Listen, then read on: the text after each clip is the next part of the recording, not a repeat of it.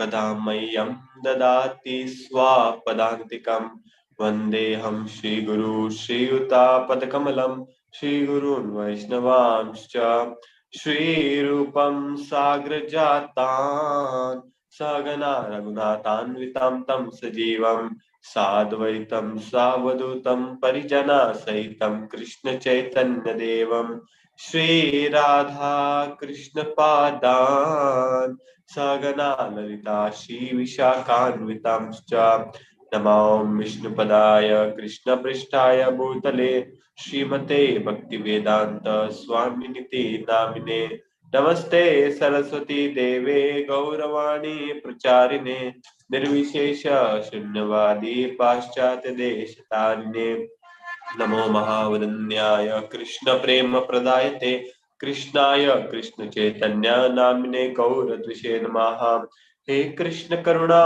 सिंधु दीनबंधु जगतपते गोपेश गोपिका कांता राधा कांता नमोस्तुते तप्त कांचन गौरांगी राधे वृंदावनेश्वरी वृषभानुसुते देवी प्रणमामि हरिप्रिये जय श्री कृष्ण चैतन्य प्रभु नित्यानंद श्री अद्वैत गदाधर शिवासदि गौर भक्त वृंदा हरे Krishna Krishna Krishna Hare Hare Hare Ram Ram Ram Hare Hare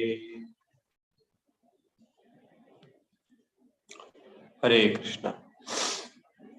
So today we are going to discuss on some of the teachings of Lord Kapila. Lord Kapila is one of the incarnations of Lord Krishna himself.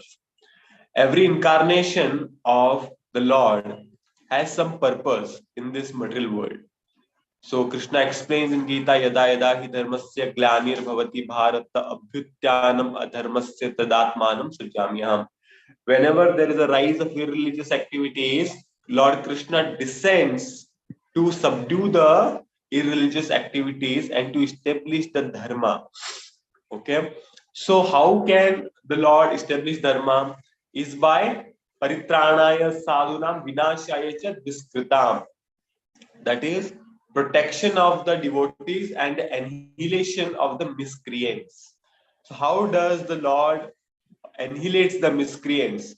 Either he can physically kill them or kill their doubts. Even the doubts in our minds are like the miscreants. So the Lord has to annihilate the doubts in our minds also. That's why Lord Krishna came. Lord Krishna came and he spoke Bhagavad Gita. Why he spoke Bhagavad Gita? So that all the principles of Bhagavad Gita can actually kill all the doubts in our minds, so that we can progress on the path of bhakti. So similarly, Lord Kapila came in order to establish the principles of bhakti in this world. So Lord Kapila comes as the son of Kardam Muni and Devahuti. So Kardam Muni was a great renunciate. He was a great mystic yogi having enormous power. And Devahuti was his mother.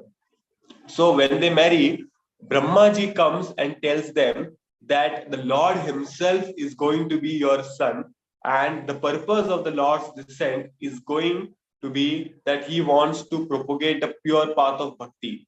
He wants to propagate something called as Sankhya philosophy. This is very important. What is Sankhya philosophy? After the actual Kapil Muni, the fake Kapil Muni came, the imitation Kapil Muni. There are two Kapil Munis who are widely known in India. One is the original Kapil Muni who propagates the path of pure bhakti and whose description and whose teachings are given in Srimad Bhagavatam, third canto. And one is imitation Kapil Muni. Imitation Kapil Muni, who came after Buddha came, and he propagated also something called a Sankhya philosophy. But both of these philosophies are quite different to each other. The original Kapil Muni, he propagated a pure path of bhakti, and the imitation Kapil Muni, he propagated atheistic philosophy. Basically, what he propagated, he said, the atheistic Kapil Muni, he said that everything is automatic. What is Sankhya philosophy? Sankhya philosophy basically deals with the distinction between the matter and the soul. analysis of the matter. This is what is the subject matter of the Sankhya philosophy. Like we have our body is made up of Pancha Mahabhut. So basically, it helps us to distinguish between the matter and the spirit. It is just not the matter that we are surrounded, because our consciousness is that we are this body. We think that everything is matter, but Kapil Muni says no. It's everything is not matter. There is something beyond matter, something beyond Prakriti. And what is that? That is Jeev and that is Paramatma. That is Jivatma and Paramatma. These are something, some elements that are beyond the matter. So when we analyze all the matter and we come to know that there is something that is beyond the matter, then we try to understand the root of a cause of our suffering. And we can dovetail all our efforts in that direction. So this is the basis of the Sankhya philosophy. And modern Sankhya philosophy that even the Westerners follow is this by this imitation Kapil Muni.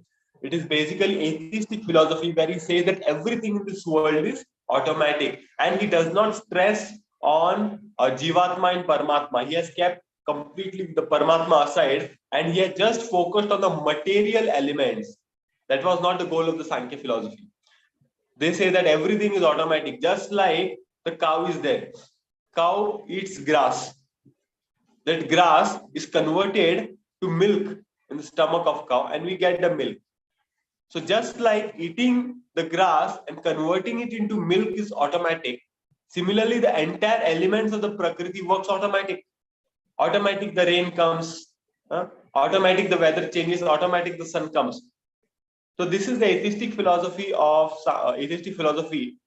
But this is not true, because anyone will understand whenever there is something automatic, there is a person behind it who makes it automatic. How does a cow can make milk? Why not we? We can eat grass and the milk comes? No. Correct? Only the cow will eat grass and there will be milk. So somebody has given this potency to the cow, and that is Paramatma. That is Bhagwan. And this is what is explained in the original Kapil Muni's description, teachings. So the Bhagavatam begins in a way that Kardam Muni and Devahuti gets married, and Kardam Muni is a mystic yogi. So being a mystic yogi, what happens in the Varnashram Dharma? So when you have a grown-up child, the person should retire from his household duties and go to the forest for self-realization. Although Kardam Muni knew that his son was the Lord himself, but still, in order to set a right example, he decided that when he had a grown-up child, Kapil Muni, he decided to go into the forest, leaving aside his wife, Devahuti, in the care of his son, Kapil Muni.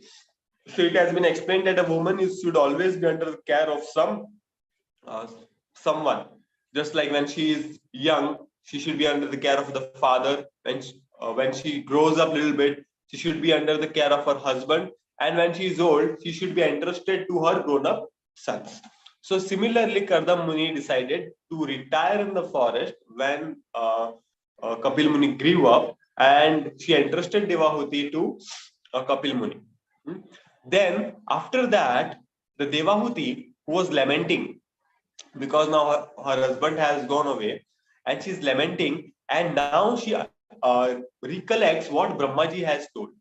Brahmaji had told Devahuti that your son is going to be the Lord himself, and the purpose of his descent, the purpose of the descent of Kapil Muni is that he is going to propagate the Sankhya philosophy, the cult of pure devotion. So she took the advantage and she asked the question to Kapil Muni. She says, देवाहुतिरुवाच निर्विण्णा नितरां भूमन् सदिन्द्रियतर्षणात् येन संभाव्यमानेन प्रपन्नादं तमः प्रभो. So Devahuti asked this question. She says that, my dear Lord, my senses are troubling me a lot. I am lamenting. I am completely in misery. Please tell me a path how to come out of this. So basically, you see, these types of questions are called transcendental questions. The questions like, who am I? Why am I suffering in this world? how to get out of this world. So these are the basic questions that every one of us has, and every one of us should be seeking answers to this question. This is the purpose of the human life. The human life is given to us to ask these questions. How will I get out of this sufferings of this world? And this is the purpose of the human life. Otherwise, human life is considered to be wasted.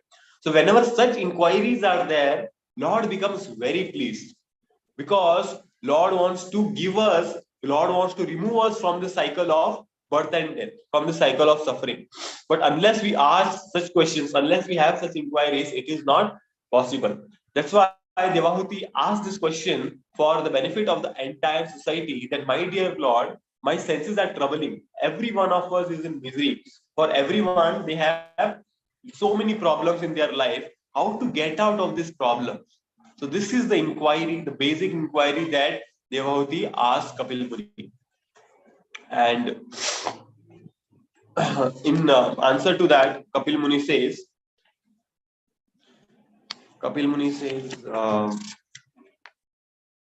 Shri Bhagavan Uvacha योग आध्यात्मिक पुंसां मतो निश्रेयसाय मे अत्यंतो परतिर्यत्र दुःखस्य च सुखस्य च.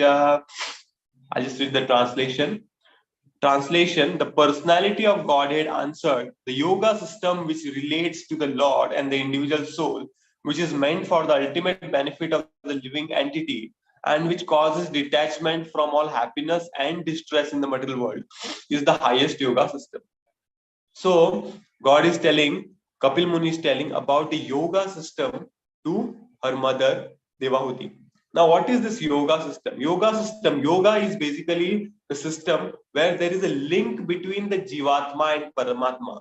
The process followed to link for the link of Jivatma and Paramatma is called yoga. Now, Kapil Muni is trying to explain the yoga system to his mother Devahuti, which was told millions of years back. So he explains further in Srimad Bhagavatam that the yoga system that I am going to narrate to you, I have already told millions of years back to so many authorities of this world. So this is the method of giving yoga system. This is the method of giving knowledge to others. Kapil Muni was the Lord himself. He could have easily narrated his own yoga system, but no, he decided to give the yoga system which he already narrated millions of years back to so many authorities of this world. So the knowledge of Bhagavad Gita and Srimad Bhagavatam is not manifested, is not retold in a new way.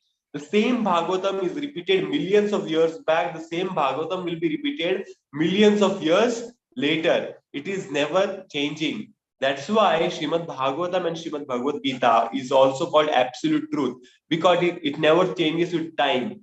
It's not that Krishna has come, so he's giving Bhagavad Gita. Next time Krishna is going to come, he's going to give some other Bhagavad Gita, some other principles. No, he's going to give the same principles as have been enjoined in Srimad Bhagavatam and Srimad Bhagavad Gita. It never changes.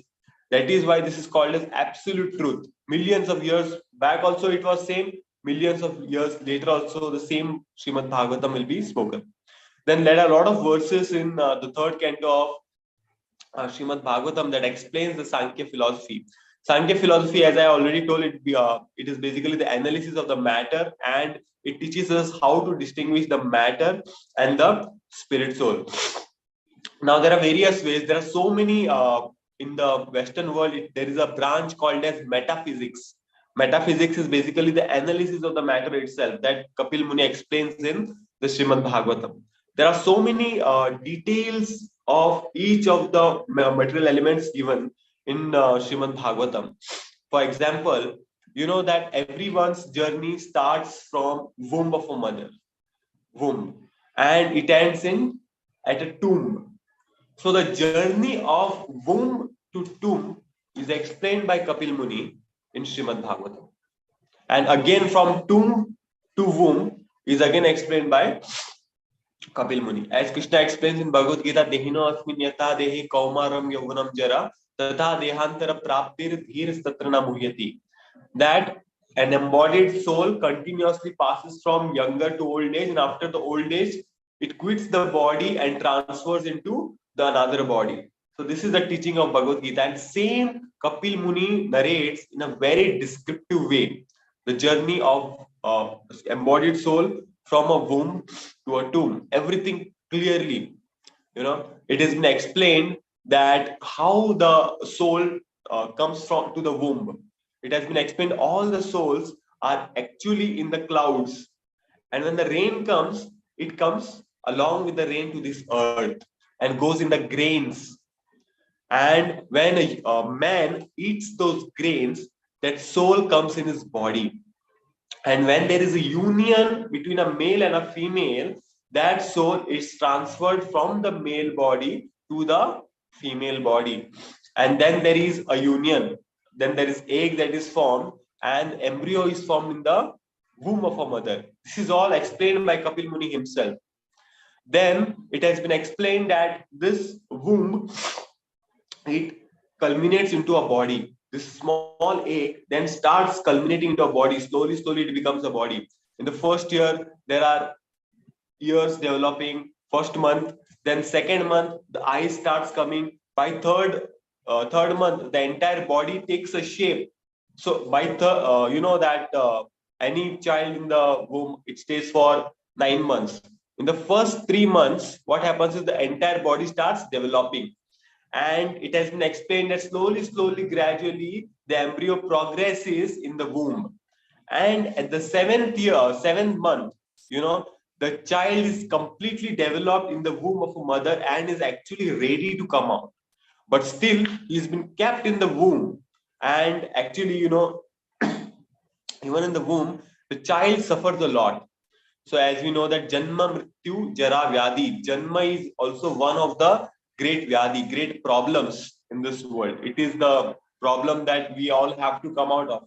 Correct? Birth, old age, death, and disease. Similarly, when the complete embryo, the development of the body of the child takes place in the body, he wants to come out. 7 months only. But no, he's not allowed to come out. So he actually, it has been explained in the scriptures that in 7 months he actually starts praying to the Lord. He starts praying to the Lord, "Oh my Lord, please remove me out of this womb. I'm suffering, and I promise once I come out in this world, I will do your bhajan and kirtan." These are the prayers of the embryo in the stomach of the womb of a mother, that he prays that please remove me out of this womb, and I am going to do bhajan and kirtan when I come out of this world. So once the 9 months are over, after the great suffering in the womb, okay, you see that entire body of the child when it comes out, it's all red. Why? Because just like a mosquito bites you, it becomes red. Similarly, when the child is in the womb of a mother, there is a great suffering. Whatever the mother eats, everything falls on that child, and he has to take that suffering. Hot things falls on him, the milk falls, the spicy thing falls, entire skin burns. So there's a lot of suffering in the womb. And he promises the Lord, when I come out in this material world, if you release me from this clutches of the womb of the mother, then I am going to do your bhajan and kirtan and perfect my life. And when he comes in this world, he gets bounded by the three modes of material nature. And the promise that he has given in the womb, actually he forgets. And then he starts hankering after the material happiness. And slowly, he becomes young, old, and he forgets his real business in the form of Maya, in the clutches of Maya, and then again he dies. When he dies, the soul has to be removed from the body. So that time, three Yamdutas comes to you. And if three Yamdutas come and they remove the soul from your body, so it has been explained that when a person is dying, three Yamdutas are hired to remove the soul from your body. Because mostly a human being does sinful activities in three ways. What are the three ways? First, he does sinful activities in his mind, through his words, and through his actions. That's why when you are dying, to remove the soul from your body, the three Yamdutas come.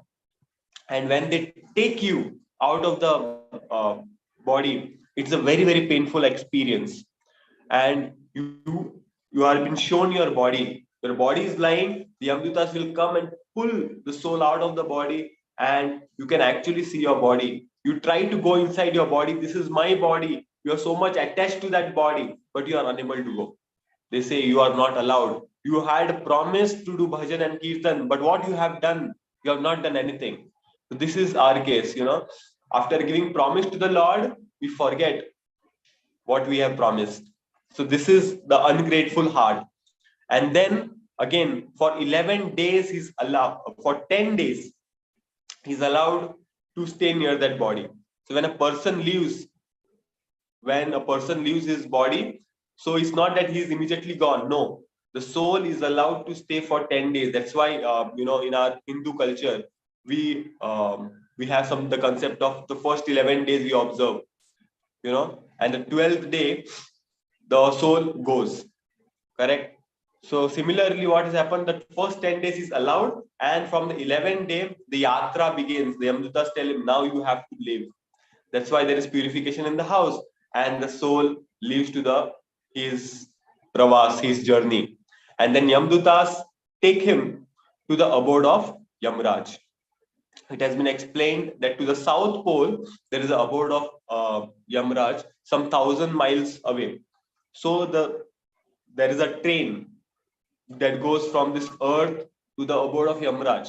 For the person who has done a lot of good activities, they will have an express train. So it will go very fast. And for those who have done a sinful activities, the train will go very slow. So they will have to be waiting at some stations, So their journey becomes very difficult, correct? So they have been given a lot of miseries. So similarly, the soul transmigrates from the body to the old age, and from old age until this pravas goes on till 1 year almost. That's why we have something called as Pindadan ceremony, Shraddha ceremony. Shraddha ceremony after 1 year. Why? Because it takes almost, it says, some almost 1 year to reach from this earth to this to Yamraj. That's why there is a ceremony of Pindadan. And when the Pind is offered by his sons, then he can get relief from the sinful activities. Hmm? So this ceremony is explained by Kapil Muni to Devahuti. So one doctor was saying so much details is given by Kapil Muni in this Sankhya philosophy. Even in our medical sciences, there is no such description. So much detail is given by Kapil Muni. Exactly the analysis of completely. Even some people do that ultrasounds. They do the ultrasound of the body for to test whether it's a boy or a girl. The scriptures goes into so details. There is no need to do all these things. You can understand whether it's a boy or no. Just ask the mother where you are feeling weight. If you are feeling weight on the right, it's a boy. If you are feeling weight on the left, it's a girl. Up to that level our scripture goes. So it's very important to read the scriptures, read Srimad Bhagavatam, and have immense faith on Srimad Bhagavatam, the teachings of Kapil Muni. It goes into very deep in the analysis of the matter. So one must read Srimad Bhagavatam Canto 3 to understand the detailed explanation of the teachings of the Kapil Muni, which is very brilliant. And somebody who really wants to go deep into this science should read it and get benefit out of it. Hare Krishna.